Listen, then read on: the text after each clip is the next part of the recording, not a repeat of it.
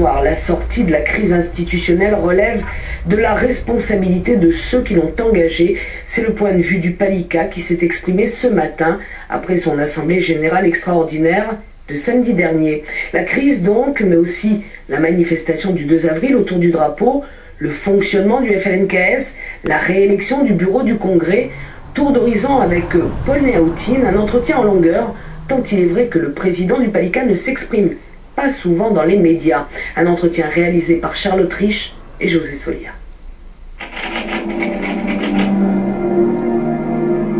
Le Palika interpelle ceux qui ont pris l'initiative d'utiliser l'article 121 pour remettre en cause le gouvernement, alors qu'il existe un article 95 qui prévoit une motion de censure dans le cas où on veut démettre le gouvernement. Si ce choix avait été fait, Calédonie Ensemble n'aurait pas continué à utiliser le même article. Donc,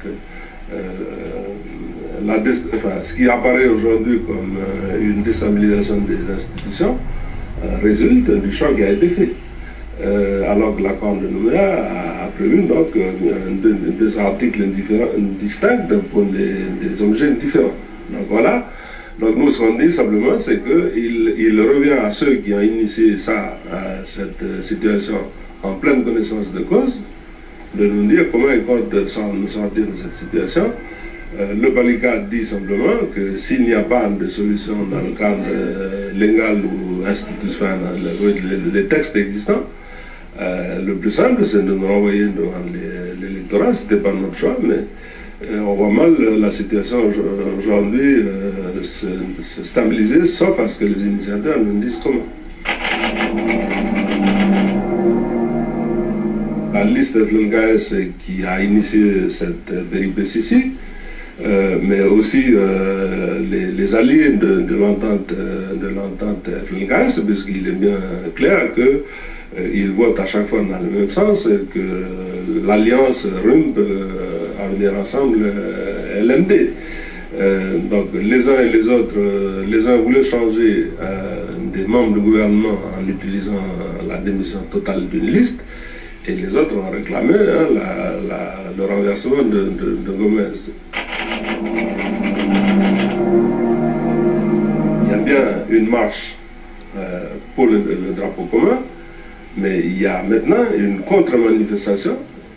Donc au pied de la lettre, c'est contester ou contrer une initiative pour un drapeau commun. Donc on dénonce l'instrumentalisation qui est derrière ça, qui amène à s'affronter dans la rue alors qu'on peut en parler à un autre niveau. Et nous mettons en garde sur les risques de dérapage que ceux qui ont appelé à cette contre-manifestation font courir au processus de l'accord de Nouméa. Depuis que cette situation a été créée, ce n'est pas le bureau politique officiel de FLNKS qui traite de la suite des opérations, de la situation créée.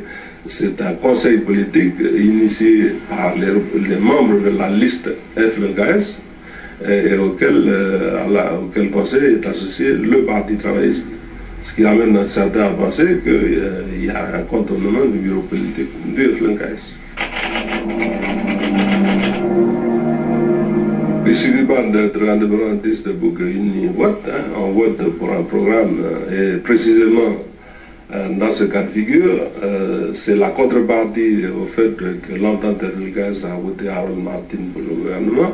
Comme ça fait partie des manœuvres de manigance, le groupe uni, cette fois-ci pas le Palika, donnera sa position, mais le Palika n'entend pas engager ses militants ne cautionnera pas donc les manœuvres et les renvois d'ascenseurs.